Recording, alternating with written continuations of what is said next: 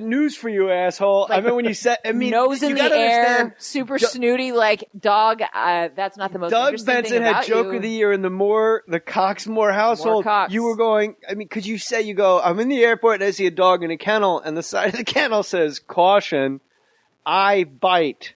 And then you got angry and you go, that's not the most interesting thing about you, dog. Well, the anger comes from, for the longest time, I make signs.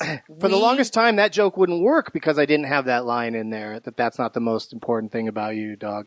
Because people couldn't make the leap from me just saying, it has a sign that says I make signs, and I say, you should make, the other way. The bridge of importance to Was get it them that there? the most important? Haven't you noticed sometimes a bit needs a little bit more talking? Oh, yeah.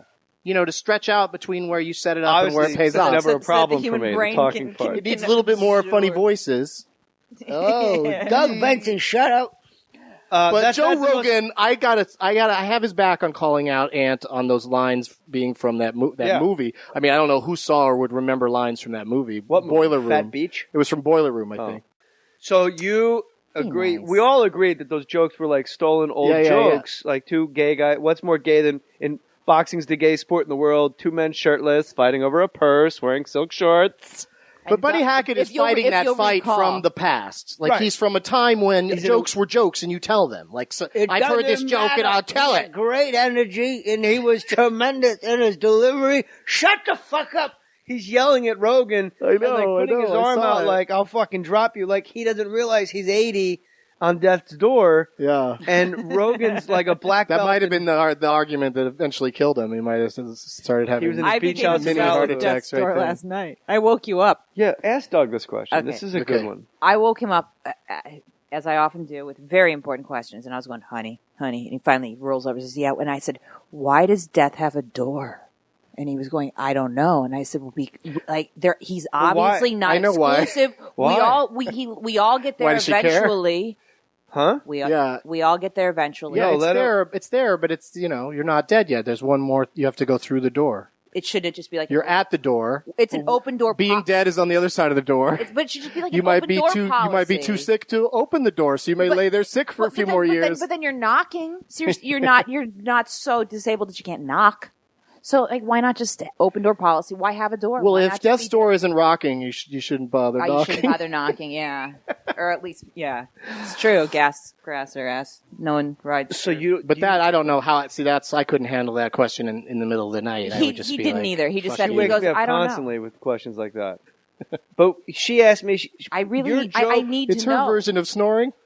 Yes. Essentially. But it's also, these are important things to me. She has a John Nash mind, but it's with jokes and things that she needs answered. Like your joke, it was 2 nights ago when I told her you're doing the podcast, and she said, that is not the most interesting thing about a dog that it bites. But if a person bit and had to wear a sign around their neck, that would definitely be the most interesting part about that person. If a human being, or as people in Philly say, if a human being came walking down the street and they had to have a sign around their neck that says, caution, I bite, that is the most interesting thing about you.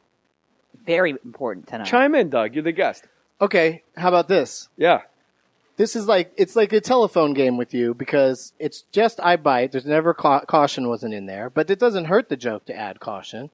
But that's my fault. But you do tweak stuff, but tell it with the confidence that you're getting it exactly right. Like Doug interrupted? Yeah. Well, that one you were a little shaky on that. But you know what I mean? But especially when quoting comics and things that and certainly in your book, I was impressed with your and Steve Martin's blew me away even more with the ridiculous stuff he claims to have remembered from his past. How much do you remember about any one particular set that you did 30 years ago? I don't remember much. That's nuts. But anyway, most, which is odd. But shows really blur together, and Steve Martin really would be like, and on this night, this happened. He remembered each night he worked at Disneyland. He remembered the difference between each Tuesday night animal he made on Main Street. Tuesday night and Wednesday night. Smart. Wednesday night, Randy was there. Tuesday night, I worked with Mike. He remembered way too much. He's insane what he can remember. But you still have a lot of stuff in your book that I'd be like, I don't know if I could be that detailed when I'm telling it. But one example that where something is wrong by no fault of your own. And I thought about like trying to get in touch with you and say, hey, this thing in the book is wrong. And then I thought, why am I going to track him down? Because we didn't exchange phone numbers yet because you hadn't seen Super Eye Me yet. But I thought if I ever run into him, I'll bring this up. You know what I mean? And then I'd probably forget when I ran into you. We're talking about the SNL book? Yeah. It's Which book? The thing, yeah. The gasping for airtime. I wish you said it wrong. That I know, right? right? Amazing. As soon as you said it, you realized it. So anyway, my point is, there's a story in there about Adam Sandler cracking everybody up, telling about Mr. Belvedere sitting on his own balls. Yes.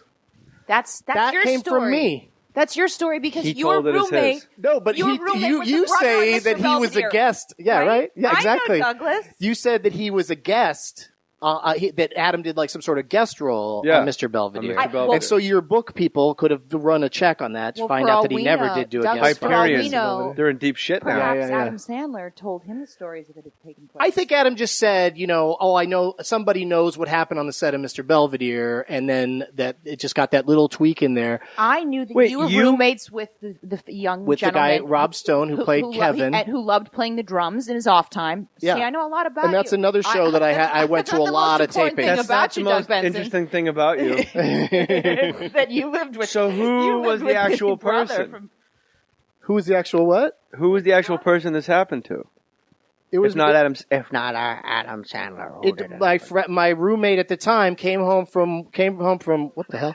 Came home from Mr. Belvedere early one day, and I was sitting on the futon where I lived in the living room of his apartment. Like he was on a network TV show and didn't kick out his third roommate for like 8 or 10 months. Like I lived with him for a long time. Well, I think I look at it the other way. It was just weird that he let me stick around. But anyway, I would have gotten rid of me the day I got a network sitcom. I was like, I don't need 3 roommates. But you know what? Leon Redbone sang the theme song for that show. Streaks on the china, never mattered before.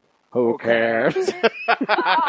And you kick your jacket when you walk through the door. Fuck you. Oh, yeah. How does a network reach out to Leon Redbone and have him agree? I don't know how that came together. It's maybe he was friends with Bob Uecker or That's something. all. So anyway, so he comes home from Mr. Belvedere one afternoon, and we're like, hey, why are you home from Mr. Belvedere? That's where you should be. And he said, oh, Mr. Belvedere had to go to the hospital because he sat on his own balls. And then that's just a story that I, tell at every opportunity, along with the, the impression of him sitting on his own balls, which goes like this. Oh! Is that how it goes for real? I was told he walked in with like a matching sweatsuit. He was very late, and everybody's waiting for him at the table read. And he came in with like a valise and like a little matching sweatsuit, like very hoity-toity, like reeking of gay cologne. And he walked in and said, "Who farted?" Wait, yes. What was his pedigree? Where did he come from? Did he just appear upon the American sitcom landscape like who? A mirage? Oh, the man himself, Christopher Hewett. Yeah, he's very funny. He's very funny in the original Producers movie with Mel Brooks. Oh, of course, he was the director. Thank you. Yeah. Forgive me. And he also, for a long time, he played Hook in productions of Peter Pan. My bad. I know, which include all that flying around and stuff. So he recovers from his ball thing. But he didn't walk in and say, "Good morning, everybody." Oh, I don't know about the "Good morning, everybody." I don't remember it that way. But it makes it funnier that way, for sure. But he sat on his own balls. But then weeks later, after recovering, they did an episode where they had Mr. Belvedere fly. They had him on a harness to pay homage to his years in Peter Pan. Having been in a harness and not having balls, having lady parts, it hurts. Oh, yeah. No, I would imagine, Let alone it would just hurt. If I had a pair of bruised nuts, it would. I'm surprised he did it. Like on a labora majora. Not good. Yeah, I'm surprised he did worth it for the under the circumstances. Yes. If you have extra tender balls and you're a big fat older man, why would you agree to being hoisted through the air? But the harness broke, and he injures his balls again, hitting the ground. Wait, how big are these balls? I don't know how big his balls were. I don't know how you can land balls first, but I guess if they're in a cast or something. Just sit on your balls.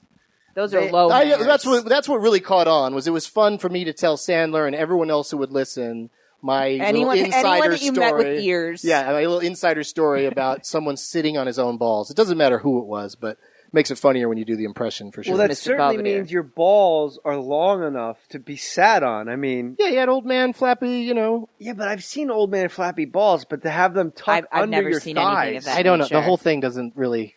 Ring true. Maybe something else happened to him. Maybe Maybe it was I AIDS. need to believe that they're that long. He sat on AIDS. I need to believe that they're super. What? Somebody put some AIDS on his chair He and he sat on on AIDS. it. Oh man. Oh, did he Yeah. die of that? No, but But he's on the waiting list. so that was the story as I remember it. So it's funny to be reading your book and to be like, Adam Sandler was on a sitcom and the guy sat on his own balls. It's not really that big of an inaccuracy. It doesn't matter. No, but you got to understand, the whole time you were teeing that up, I thought there was something that I said happened specifically to me that you were going to go, No. Jay Moores, that's not But how going it back went to in the your life. Kreischer episode, I see absolutely nothing wrong with saying this happened to my friend Bert Kreischer with Tracy Morgan, and then telling the story and doing the Tracy Morgan That's voice. what she told me That's to what do. you should have done from the get-go. And I just took it out of the act entirely. And put it back in now, because that is a treasure that people should be able to enjoy. Tracy That's what I Morgan said. and Bert Kreischer were smoking PCP, but Bert didn't know it because people were like, we didn't hear the story.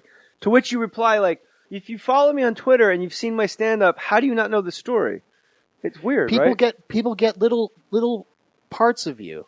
They don't see everything Just you little do, nuggets, honey. Or talk about, So you don't want to constantly be repeating yourself, but you do have to kind of remind Tracy people. Morgan walked up to Bert Kreischer. I'll do this super quick because I do want to talk a lot about Super Jaime and I want to talk about Doug Loves Movies. Tracy walks up to Bert and goes, "Yeah, what's up, Bert? You want to go get nice?" And Bert said yes, and they went around the corner. And thanks for obliging the impression. And does nice mean? Nice means high, which I I thought that knew. was a come on. I would think so too, but I did a movie and Louis Guzman was in the movie, and one day at lunch he came up to me and said, "What's up, Jay Moth? Do you want to go get nice?" So And that's did you think he was In both of those instances, I would say I'm already nice, thanks. not with Louis.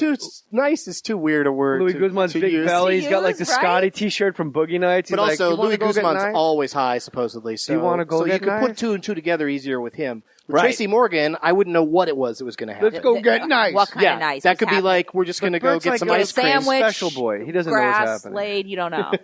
Bert just went, "Whoa, nice!" Oh! His little fucking his Fart Barney machine. Barney Fife laugh. What, Andy?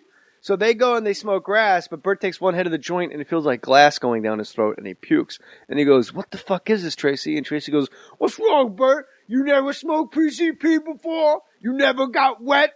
And he's like, "No. What do you, oh my God." So he doesn't want to look like a pussy because Tracy's got like two friends with him and he's the only white guy. So he finishes the joint and he's really fucking high. Tracy takes him to an all black club on Bleecker Street and he's the only white guy in there. And the waiter gives Bert the check. And Tracy takes this as a personal offense. He goes, "Yo, that's racism. I'm the rich nigger in here." And punches the waiter in the face. And Bert says, "I hear the word nigger. I run out of the club." And he's out on the sidewalk pacing, waiting for Tracy to finish getting beaten up because he can't walk home alone because he's on PCP. He's never tried it before. He's not going to do it by himself. So he waits, and then Tracy finally gets... Oh, yeah, because Tracy will be a leveling influence if you're That's how high he is. And then Tracy gets thrown out like a garbage bag. Like, they just toss him out, these giant bouncers. And Bert's super freaked. Yeah, up this. They throw him out up the fucking steps. And he rolls at Bert's feet like in a cartoon. And Bert's like, "Oh my God, this is bad." And he just stands up with his shirt off. He's fucking bleeding. His nose is on backwards. And he's like, "Yeah, that's how you get out of paying for the check, Bert." So that's Tracy's, like, whenever the check comes, punch the waiter in the face and you'll get fucking thrown out. Or Well, you have to play the race card, too. That was a crucial element of it. I play it constantly. It doesn't work as well when you're a white guy. You're just saying that because I'm black. And the guy at Starbucks is like, "Wait, what?" When you did Super Jaime, did you know it was going to be as successful as it was? Did you do it as a pet project? Because I always go into something and I wind up disappointed because any endeavor I do, I go, "Why won't it be number one? I'm writing it. It'll be great." no, he's a super cockeyed optimist. Yeah, I'm a Well, it'd be cocky great if this asshole. podcast went to number one. Wouldn't that be neat if that happened? Already did, my You friend. won't shut up about The it. number Stop talking one. about it. The number. But Just now be number Marin's one. ahead of us. Nobody likes it. It switches. I stopped. I stopped talking about it. Corolla will get in there. That's fine. Nerdist will have a big guest on and Great. he'll pop All in there. Nice guys. I'm permanently number 7. That's where I'm going to stay. That's badass. If you told Be number me 8. I was always going to be 8, number 7. 8's 7 my lucky number. or number 8, I would Okay. be thrilled. But just to be in the top 10 is No, just but an it's honor. neat. You know, it's more and more comics are piling on, and more